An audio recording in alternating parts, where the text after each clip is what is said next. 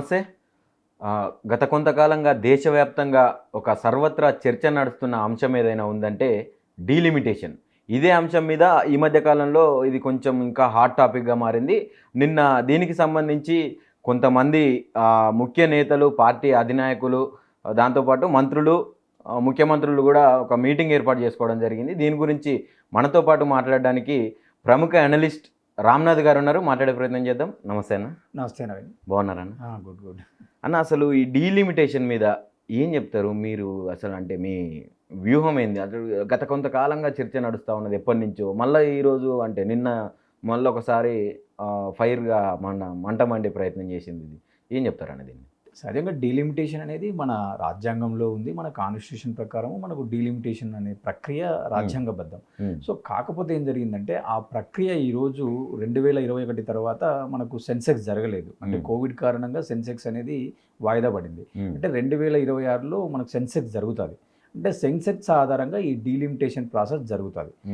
ఈరోజు మన south Indian రాష్ట్రాలలో కానీ దేశంలో ఈరోజు ఈ టాపిక్ బర్నింగ్ అవ్వడానికి ప్రధాన కారణం ఏంటంటే రేపు పొద్దున్న 2026లో జనాభా లెక్కలు జరిగిన తర్వాత వాటి ఆధారంగా డీలిమిటేషన్ జరిగితే దక్షిణాది రాష్ట్రాల్లో కేంద్ర ప్రభుత్వంలో ఉన్నటువంటి పార్లమెంట్లో ఉన్నటువంటి లోక్సభ స్థానాలలో మనం సీట్ షేర్ కోల్పోతాము, మన స్థానాలు కోల్పోతాయి, నార్త్ సైడ్ ఎక్కువగా పెరుగుతాయి అన్నటువంటిది ఒక చర్చ. సో దాని ఆధారంగా ఈరోజు సౌత్ రాష్ట్రాల వాళ్ళ మీటింగ్ కానీ జేఏసీ కానీ ఈరోజు మీరు ఇందాక అన్నట్టుగా ఈ 5 రాష్ట్రాలతో పాటు అటు ఒరిస్సా, అటు తర్వాత పశ్చిమ బెంగాల్, పంజాబ్ రాష్ట్రాలకు సంబంధించిన వాళ్ళు కూడా పాల్గొనడం కనపడింది. అంటే ఈరోజు ఒక అప్రిహెన్షన్ ఉంది, ఒక కన్సర్న్ ఉంది. సౌత్ ఇండియన్ రాష్ట్రాలలో ఏమవుతుందంటే రేపు జనాభా ప్రాతిపదికన డీలిమిటేషన్ ప్రాసెస్ జరిగితే నార్త్ ఇండియాలో సీట్స్ పెరుగుతాయి, మాకు తగ్గిపోతాయి, మా యొక్క సిగ్నిఫికెన్స్ తగ్గిపోతుంది.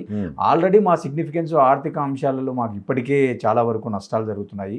మేమేమో జీడిపిలో దాదాపుగా నిన్న కేటీఆర్ గారు మాట్లాడుతూ దాదాపుగా మనం 36% కాంట్రిబ్యూషన్ జీడిపికి చేస్తున్నాము, కానీ మనకి ఇచ్చేటువంటిది మాత్రం చాలా తక్కువగా ఉందని ఆయన వాయిస్ రైజ్ చేయడం కనపడింది. అలాగే రేవంత్ రెడ్డి గారు కూడా మాట్లాడుతూ ఆయన కూడా ఒక మాట అనడం జరిగింది. మేము రూపాయి ఇస్తే కేవలం మాకు 42 పైసలు ఇస్తున్నారు, తమిళనాడుకేమో 29 పైసలు ఇస్తున్నారు, కేరళకేమో 60 పైసలు ఇస్తున్నారు, ఇంకా కొన్ని రాష్ట్రాలకేమో అటు బీహారు, మధ్యప్రదేశ్, రాజస్థాన్కేమో వాళ్ళు రూపాయి పే చేస్తే 6 రూపాయలు 3 రూపాయలు మీరు అలకేట్ చేస్తున్నారు. సో దీనివల్ల ఇప్పటికే ఫెడరల్ స్ఫూర్తికి వ్యతిరేకంగా కేంద్ర ప్రభుత్వం నిర్ణయం తీసుకుంటుంది. మనది యూనియన్ గవర్నమెంటు, మన రాజ్యాంగం ప్రకారం మనది ఫెడరల్ వ్యవస్థ. అంటే రాష్ట్రాలు కేంద్రము కలిసి మనం ప్రయాణం చేయాలా, కోఆర్డినేషన్తో పనిచేయాలా అనేటువంటి చర్చలు గతంలో కూడా చూసినాం. కానీ ఈరోజు ఏమవుతుందంటే ఈ నీళ్లు, నిధులు, నియామకాలతో ఎలా ఉద్యమాలు వచ్చాయో కాసేపు మనం ఆర్థిక అంశాలు పక్కన పెడితే రేపు డీలిమిటేషన్ ప్రక్రియ అనేది జరిగితే పొలిటికల్గా కూడా మనం చాలా వీక్ అయిపోతాము. డెసిషన్ మేకింగ్లో మన పాత్ర చాలా వీక్గా ఉంటుంది. రేపు చట్టాలు చేసేటువంటి సమయంలో మన యొక్క పాత్ర కేవలం నామమాత్రం అయిపోతుంది తప్ప మనం డెసిషన్ మేకర్గా ఉండలేమంటూ స్టాలిన్ ఈ అంశాన్ని పైకి తీసుకురావడం జరిగింది.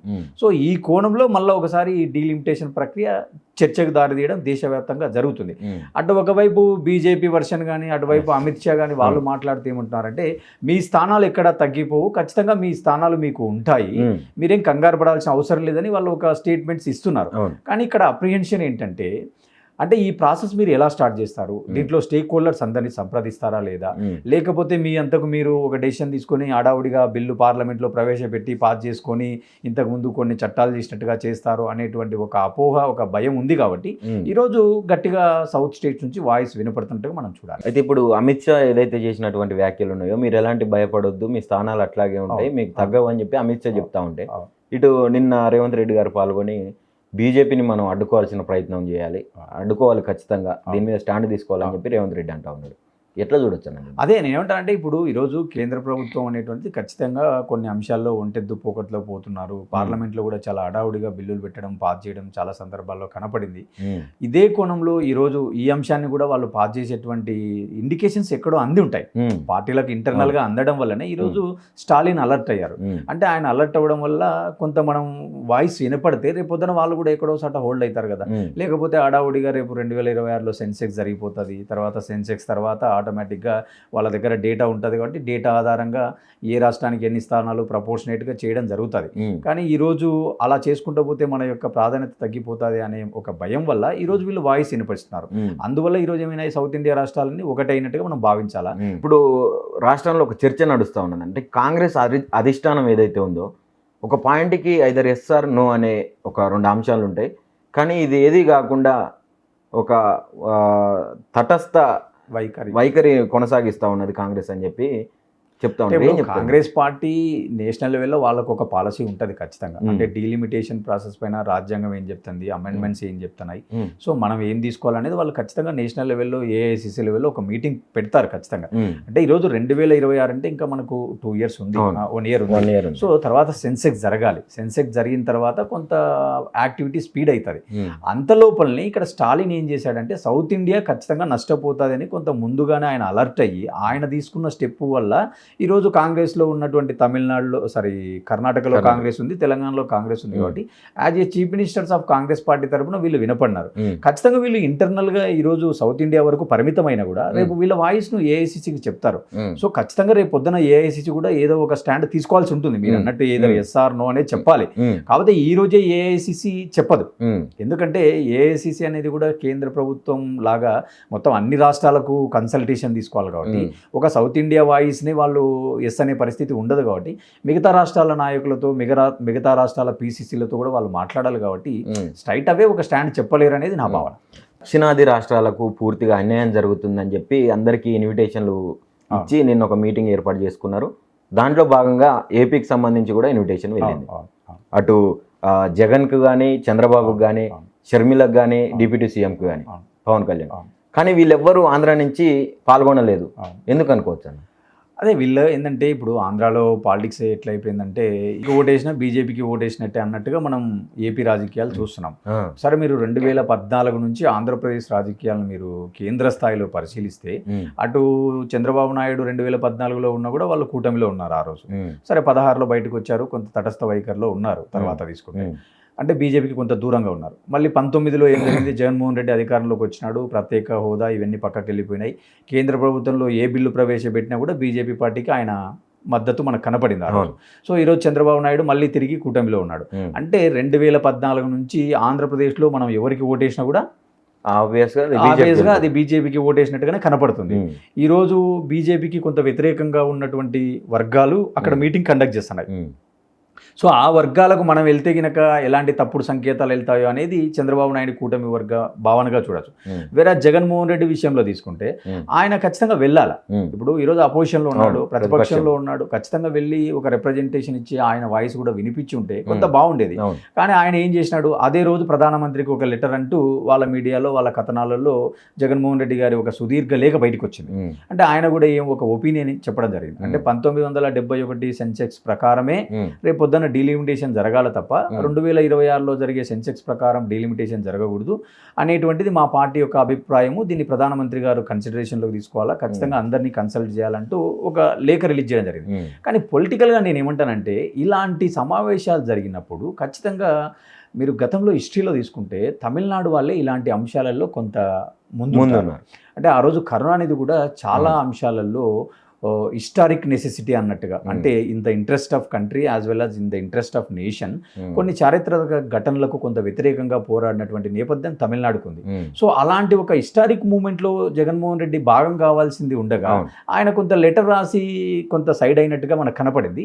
అంటే ఇలాంటి వాటిని ఎలా చూడాలంటే వాళ్ళ యొక్క పర్సనల్ ఇంట్రెస్ట్, వాళ్ళ యొక్క వెస్టెడ్ ఇంట్రెస్ట్ వల్ల కొంత బీజేపీతో మనకు ఎందుకు ఇబ్బందులు, ఈరోజు మనం ఎందుకు పోయి స్టాలిన్ వర్గంలో జాయిన్ అవ్వాలా, అంటే మీటింగ్కి వెళ్తే సహజంగా ఏమనుకుంటారు అంటే వాళ్ళకి దగ్గర అవుతున్నాడు జగన్మోహన్ రెడ్డి కూడా ఇండియా కూటమిలో చేరుతాడేమో.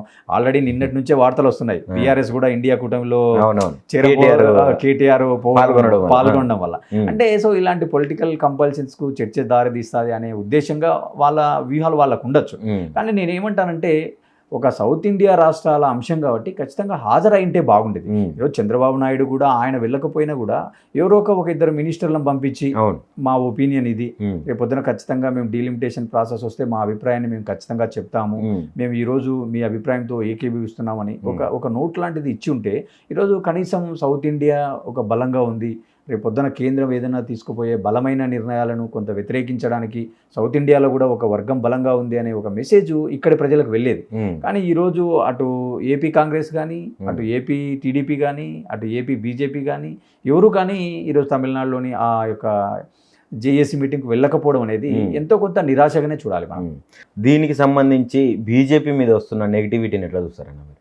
అంటే బీజేపీ నిజమే అనుకోవచ్చా ఇది? అంటే బీజేపీ తన ఉనికిని కొంచెం ఇంకా డెవలప్ చేసుకొని, అంటే దక్షిణాది రాష్ట్రాల్లో బీజేపీ కొంచెం తక్కువ ఉంటుంది కదా, అంటే ఆ ప్రభావం అక్కడ చూపెట్టుకొని ఎట్లా ఏదున్నా కూడా మాది ఎక్కువ అప్పర్ హ్యాండ్ మాదే ఉంది అని చెప్పుకోవడం కోసం. స్టాలిన్ మాటలలో మనకు అదే కనపడింది. అంటే నిన్న జరిగిన అందరి నాయకుల మీటింగ్స్ నేను చూశాను, వాళ్ళ మినిట్స్ అందరూ చూశాను. అంటే స్టాలిన్ ముఖ్యంగా చెప్పడం ఏంటంటే వాళ్ళు సీట్స్ పెంచుకొని రేపు నార్త్ ఇండియాలో వాళ్ళ బలం పెరుగుతుంది, సౌత్ లో వాళ్ళకు పెద్ద హోల్డ్ లేదు కాబట్టి సో వాళ్ళు అక్కడ ఉన్నటువంటి స్థానాలతోనే వాళ్ళు అధికారాన్ని చేజిక్కొని వాళ్ళు రేపు బిల్లులు పాస్ చేసుకుంటా వాళ్ళ యొక్క ఆధిపత్యం డెసిషన్ మేకింగ్ లో కొనసాగితే ఆ రోజు మనము ఒక సెకండ్ గ్రేడ్ పౌరుల్లాగా, ద్వితీయ శ్రేణి పౌరుల్లాగా మనం సిగ్నిఫికెన్స్ కోల్పోతాము, ఖచ్చితంగా దీన్ని మనం ఎదుర్కోవాలా అన్నట్టుగా ఆయన చెప్పడం జరిగింది. అంటే డీలిమిటేషన్ అంటే ఒక పార్లమెంట్లో మనకు లోక్సభలో ఏదో స్థానాలు ఎక్కువ తక్కువ అనేది కాదు, మన యొక్క ఇంపార్టెన్స్ కూడా తగ్గిపోతుంది. రాను రాను మన పౌరులు కూడా అనేక విషయాల్లో ఇబ్బంది పడతారు. ఈరోజు ఒక డీలిమిటేషనే కాదు, నేషనల్ ఎడ్యుకేషన్ పాలసీలో కూడా బీజేపీ త్రిభాషా విధానాన్ని ప్రవేశపెట్టింది హిందీకి సంబంధించి. సో ఇవన్నీ చాలా ఉన్నాయి అన్నట్టుగా ఆయన ఒక ప్రొజెక్షన్ మనకు కనపడింది. సో ఇవన్నీ ఆలోచించినప్పుడు ఏంటంటే వాళ్ళు, నేను ఇంకా ఇక్కడ ఒక ముఖ్య విషయం ఏంటంటే చాలా మందికి తెలియకపోవచ్చు, అంటే 1961లో తమిళనాడులో 41 స్థానాలు ఉన్నాయి. తర్వాత అవి 1967లో జరిగిన డీలిమిటేషన్ వల్ల అవి 39కి పడిపోయాయి. అంటే 2 స్థానాలు లాస్ అయ్యాయి. సో ఆ 2 స్థానాలు లాస్ అవ్వడం వల్ల ఈరోజు 1967 నుంచి ఈరోజు 2024 వరకు జరిగిన 14 సార్వత్రిక ఎన్నికల్లో వాళ్ళు 2 సీట్లు కోల్పోయారు. అంటే 14 × 2 ఎంత? 28. అంటే 28 రిప్రజెంటేషన్ కోల్పోయాం.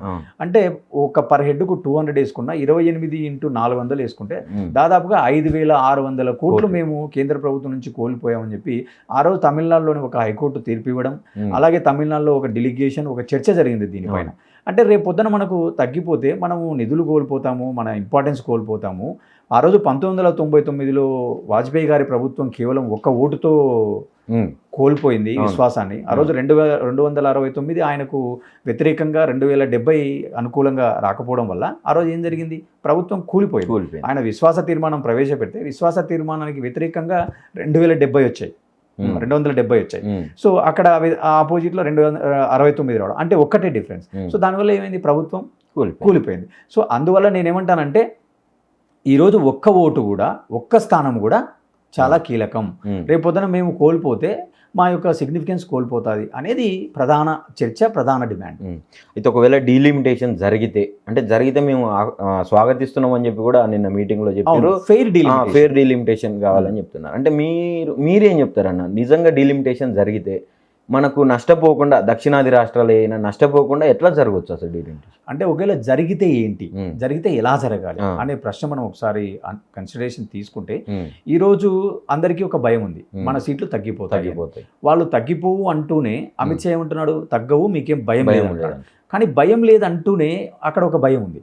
ఏం భయం అంటే ఈరోజు ఉత్తరప్రదేశ్లో 80 స్థానాలు ఉంటాయి, వాళ్ళకి రేపు 133 స్థానాలు అయిపోతాయి.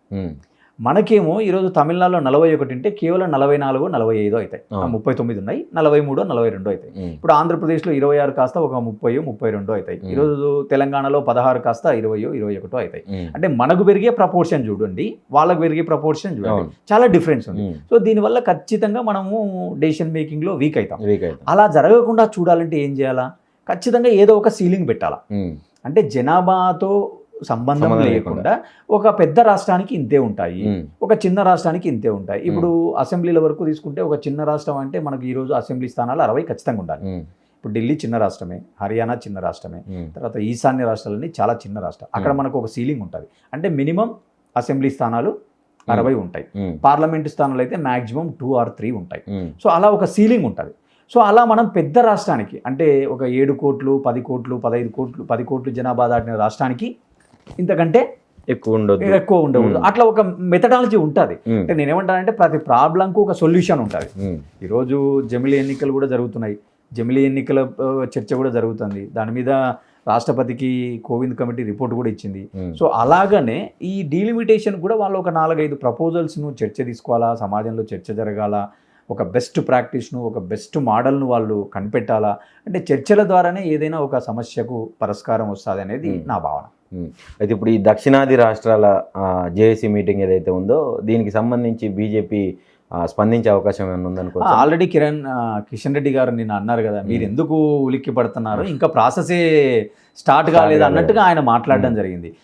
మేము ప్రాసెసే స్టార్ట్ చేయలేదు, మీరు అప్పుడే అన్ని ఊహించుకుంటున్నారు. కానీ ఒకసారి స్టార్ట్ అయితే కంప్లీట్ అయిపోతుంది. అంటే ఇప్పుడు ఆయన బీజేపీ ఒక మంత్రి, స్టేట్ పార్టీ ప్రెసిడెంట్ గా ఆయన వాయిస్ ఆయన చెప్పొచ్చు. కానీ ఇప్పుడు బీజేపీ యొక్క వైఖరి, బీజేపీ యొక్క నైజం మనం చూస్తే వాళ్ళు పార్లమెంట్ లో చాలా అడావుడిగా బిల్లు పెట్టేయడం, అడావుడిగా పాస్ చేయడం అనేది చాలా కనపడుతుంది.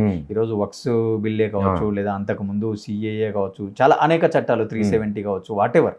సో రేపు పొద్దున వాళ్ళు ఇది కూడా అలాగే చేస్తారు. 26 తర్వాత సెన్సెక్స్ అయిపోయిన వెంటనే ఒక అర్ధరాత్రి అనుకోకుండా డ్రాఫ్ట్ బిల్ అంటారు, తర్వాత బిల్లు ప్రవేశపెడతారు, తూతూ మంత్రంగా చర్చ ముగిచ్చేస్తారు అనే ఒక భయం వీళ్ళ దగ్గర ఉంది. భయము యాజ్ వెల్ యాజ్ ఎక్స్పీరియన్స్ ఉంది. సో అందుకోసం ఈ రాష్ట్రాలు ఈ వాయిస్ వినిపిస్తున్నాయి. ఆయన ఏమో ఆ పార్టీ వైపు ఉన్నాడు కాబట్టి మేము ఇంకా ప్రాసెస్ స్టార్ట్ చేయలేదు, మీరెందుకు కంగారు పడతారంటే, మీరు ప్రాసెస్ స్టార్ట్ చేసేది తెలియకుండానే ఎప్పుడు ముగిస్తారో కూడా తెలియదు కదా. సో ఎవరి భయాలు వాళ్ళకు ఉంటాయి. కాబట్టి కిషన్ రెడ్డి లాంటి వాళ్ళు కూడా ఏం చేయాలంటే వీళ్ళ భయాలను తొలగించాలి. అంటే ఒక పొలిటికల్ కోణంలో కాకుండా సో ఖచ్చితంగా ఒక అష్యూరెన్స్ ఇవ్వాలి. మేము ఖచ్చితంగా రేపు కన్సల్టేషన్లో మిమ్మల్ని భాగస్వామ్యం చేస్తాము, మీ యొక్క అనుమానాలు, మీ యొక్క అప్రిహెన్షన్స్ ఏమున్నాయో మేము వాటిని అన్నింటినీ నివృత్తి చేస్తాము, మీరు భయపడాల్సిన అవసరం లేదు, మీరు పొలిటికల్ యాంగిల్లో చూడకండి దీన్ని. ఖచ్చితంగా దేశం అంటే ఇప్పుడు మనది ఒక ఫెడరల్ వ్యవస్థ, ఫెడరల్ వ్యవస్థలో రాష్ట్రాలు లేని కేంద్ర ప్రభుత్వం ఉండదు. ఇలా ఒక స్టేట్మెంట్ పైనుంచి రావాలా, అంటే ఒక మోడీ స్థాయి నుంచి రావాలా. ఎందుకంటే ఈరోజు అమిత్ షా ఆల్రెడీ మాట్లాడినాడు, కిషన్ రెడ్డి ఆల్రెడీ మాట్లాడినాడు, అయినా కూడా వీళ్ళకి నమ్మకాలు లేవు అంటే ఇంకా ఎవరి నుంచి రావాలా స్టేట్మెంట్? నెక్స్ట్ హెడ్ నుంచే రావాలా. సో అది నా అభిప్రాయం. సో ఖచ్చితంగా బీజేపీ దగ్గర ప్లాన్ ఏ ప్లాన్ బి ఉన్నట్టుగా ఏదో ఒకటి ఉంటుంది. Let it be wait and watch. అయితే నిన్న కేటీఆర్ గారు అన్నట్టు మనం ₹1 పెడితే మనకు దానికి తగ్గట్టు కాకుండా అన్ని రాష్ట్రాల కంటే మనకు చాలా తక్కువ వస్తుంది రిటర్న్స్. ఎందుకు అనుకోవచ్చు అన్న? అంటే సహజంగా మనకు డెవల్యూషన్ ఆఫ్ ట్యాక్సెస్ ఉంటుంది, ఫినాన్స్ కమిషన్ ఉంటుంది. ఆర్థిక సంఘం ప్రకారం మనము నిధులలో కేంద్ర ప్రభుత్వం నుంచి 42% వాటా మనకు ఉంటుంది. అంటే మనం రూపాయి పే చేయడం వల్ల మనకు 42% వస్తుంది. కొన్ని రాష్ట్రాలకు 42% వస్తుంది, కొన్ని రాష్ట్రాలకు 29 వస్తుంది, కొన్ని రాష్ట్రాలకు 69 పైసలు వస్తుంది, కొన్ని రాష్ట్రాలకు ₹6 వస్తుంది, ₹3 వస్తుంది అని చెప్పాడు. అంటే అక్కడనే మనకు వివక్ష కనపడుతుంది. మీకు బాగా గుర్తుంటే మొన్న బడ్జెట్ ప్రవేశపెట్టిన రోజు కూడా ఇది బీహార్ బడ్జెట్ అని చెప్పి మాట్లాడడం, లేదా నితీష్ నాయుడు డిపెండెంట్ బడ్జెట్ అని మాట్లాడడం. సో ఇవన్నీ చూసినాం. అంటే ఖచ్చితంగా వడ్డించేవాడు ఏదో సామెత కదా, మన వాడైతే ఎక్కడ కూర్చున్నా వస్తుంది అన్నట్టుగా కొంత ఫేవరిజం ఉంటుంది. అందులో పెద్ద వ్యత్యాసం ఏం లేదు. కాకపోతే ఏంటంటే ఈరోజు కేటీఆర్ చేసిన ప్రపోజల్ ఏంటంటే సౌత్ ఇండియా రాష్ట్రాలు దాదాపుగా జీడిపిలో 36% మా కాంట్రిబ్యూషన్ ఉంది, కానీ మాకు ఇచ్చేది మాత్రం చాలా తక్కువ ఇస్తున్నారు. సో మీరు ఈ డీలిమిటేషన్ ప్రాసెస్ను కూడా జీడిపి ప్రకారంగా చేయాలా, లేదంటే డెవలప్మెంట్ ఇండెక్స్ ప్రకారం చేయాలా అన్నట్టుగా ఆయన ఒక ప్రపోజల్ అనండి, ఒక సూచన ఈరోజు ఒక రికమెండేషన్ చేయడం జరిగింది. కానీ దానికి చాలా ఉంటాయి. అంటే రాజ్యాంగంలో సవరణలు జరగాల. ఇప్పుడు రాజ్యాంగం ప్రకారం ఏముంది, పాపులేషన్. సో దానిపైన మన అభ్యంతరాలు ఉన్నాయి. దాన్ని రీప్లేస్ చేస్తారా, దాంట్లోనే ఏ బిల్ ఏమైనా ఇన్సర్ట్ చేస్తారా కొత్తగా అనేది చూడాల్సి ఉంటుంది.